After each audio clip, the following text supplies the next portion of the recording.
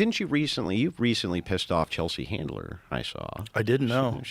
You didn't know? No. Oh, what happened? Well, I guess she's very upset with you because she believes that you're an evil capitalist pig who makes too much money. Oh, yeah. That's funny. She's rich. That's crazy. It is crazy. That's what she said. I make too much. There's a certain number. That's what she was. Yeah. Make? Yeah. She was very. Very perturbed. Oh, I think she's just getting attention. I can't be bothered. But I know her. I've known her forever. I wrote a blurb for one of her earlier books. Never had a bad word to say about her publicly. Every time I've seen her, I think I've given her a hug. So I don't know what's going on. But it has nothing to do with me. Whatever it is. Well, I bring it up because it sounds like seething jealousy. And so the interesting part is, like, I think a lot of the socialism stuff that's moving out of the East has a lot to do with that, too. There's the idea of class jealousy. There's a little bit of that, but there's also a little bit of young kids really feel like the system is rigged and that these pigs have gobbled up all the gold, and they're being told that. And so this is a thing, like Billie Eilish said, hey, man, no one needs to be a billionaire. Give away your money, homie.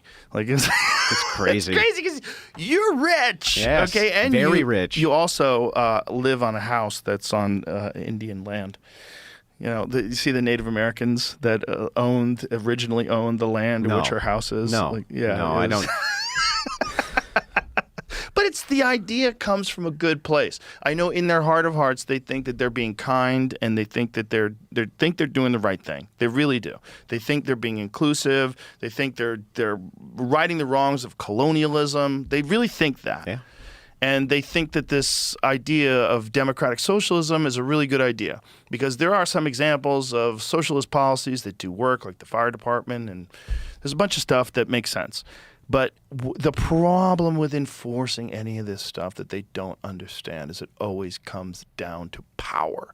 You have to have massive authority and usually guns because you can't just steal people's money. They're not going to let you. They're not going to let you just come in and decide, hey, we just devised a new tax where everybody who makes more than $500,000 a year, everything over that, you have to give 100% to the state. Or 95, whatever it is. And here's the thing. Here's the thing with the argument. Even if you said, oh, wouldn't it be great if they did contribute more and wouldn't it be, but they have so much money, wouldn't it set up the world in a better place? Sure.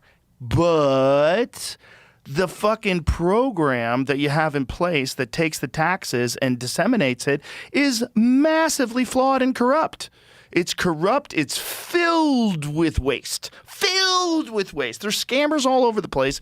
You've got $24 billion missing in just the homeless in California. And then they veto the audits when everybody's trying to find out. So just saying that's just the tip of the iceberg. More taxes is what we need is nuts. The first thing you should do is clean your fucking house. Clean your house. If you want more money, you got to figure out what you did with the first money. Why is there so much waste? Why is there so much money missing? Why do you have 38,000 NGLs? Why do the people running the homeless business, because it is a business, why are they making $750,000? That's a lot of money. It's a lot to administrate the homeless camps. Yeah, Joe. they need to eat well. They need to go to Felix and have a nice dinner. It's hilarious to me, too. You saw all the waste and fraud that's been going on in these various states when it comes to elder people getting their funds, right? Yes. You've seen all of this happening. And of course, they're all trying to run away from it as quickly as possible. But this is the problem, and I bring it back kind of to this idea of the class system. When you have under universal suffrage especially, when you have the voters outnumber the wealthy, you can just vote yourself a raise. You can always vote yourself more money from whatever the upper class is. And that has been progressive dogma and doctrine since I was a kid. The entire idea is, hey, things are fundamentally unfair, and that's not your fault. So what we have to do is get together and vote ourselves a raise from the upper class. That's what we got to do. But it fundamentally ignores how wealth is created. And wealth is not created by giving somebody money. Right. But what happens when you give somebody money is they go and spend it, but they usually don't use it to generate wealth. It almost never, in fact, they use it to generate wealth. And so you vote yourself these raises, you vote yourself from the public treasury money to yourself. But what does it actually do for you ultimately? Because that's not how you generate wealth, ever. Not only that, you incentivize people to move to a place that's more friendly to their economic ideas. True. You also, But one of the fundamental kind of ideas here that's flawed. How many times can you vote yourself the wealth of those above you Right. before they have no more wealth to give you? Out east, in fact, when you see these communists, Mamdani, things like this, they're going to institute all of their programs on your dime. It's not Right. like they have money.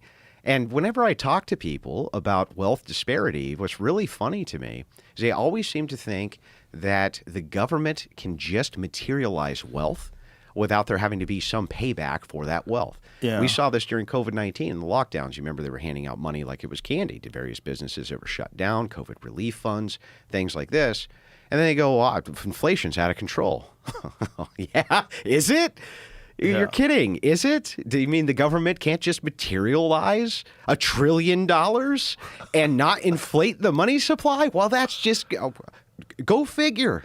Right. And so a lot of times these socialists, they even try to make the promise like, hey, we're only going to tax them after this rate, but it's never enough money for them to fund their socialist programs to begin with. The government will have to materialize money. Not only that, if you give them more money, they're going to expand the government. 100%. They will expand. yeah. And they will expand their programs, and th'll expand the fraud, and they'll expand the waste. The other weird thing that Mamdani's done is make a list of all the people that are rich. Did you see that? Yeah. He released a list of all the people that may have to pay more taxes. It's like, hey, what are you doing? You just made a list of targets, and you're putting these people in a bad position. Like that seems really crazy to do. But don't you think that these people they actually do think that wealthy people are evil? I don't know if he does. I think that's it's a bit of you're going along with whichever way that plastic bag is flying in the breeze. And that's where it's flying right now, is that wealthy people are evil. So you say that, and it's a great excuse to tax the shit out of them. And it's also a great excuse to pretend that, you're making meaningful change and you're really doing the right thing for the community. Yeah. Yeah, that's a big thing. It's all Why got to you be destroy for the community. Yeah, why you destroy the community. Because the money is going to leave the state. The money's going to leave the city. And that's the reality of – and it's not that they're greedy. It's that they don't want you to take their money.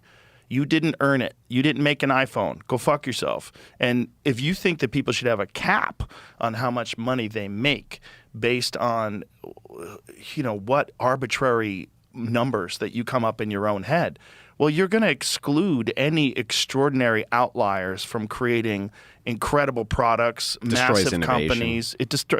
Yeah, maybe it's nuts that someone wants to be a trillionaire. Yeah, I agree. I don't want. It seems fucking insane, but you have to have the freedom to be able to want to do that if you're all playing the same game. If you're playing a game and you decide I only need 250 points, and this one guy's like, I'm gonna fucking 100 million points, like that crazy guy, that Tiger Woods guy, that guy who's gonna fucking practice 12 hours a day, he's gonna make the most. He's gonna do the most. He's gonna make the bigger company. He's gonna put more in it. Yeah. He's gonna die of cancer because he fucking is massively stressed out 24 hours a day. That's his prerogative. You should be concerned if that person has an undue influence in your life.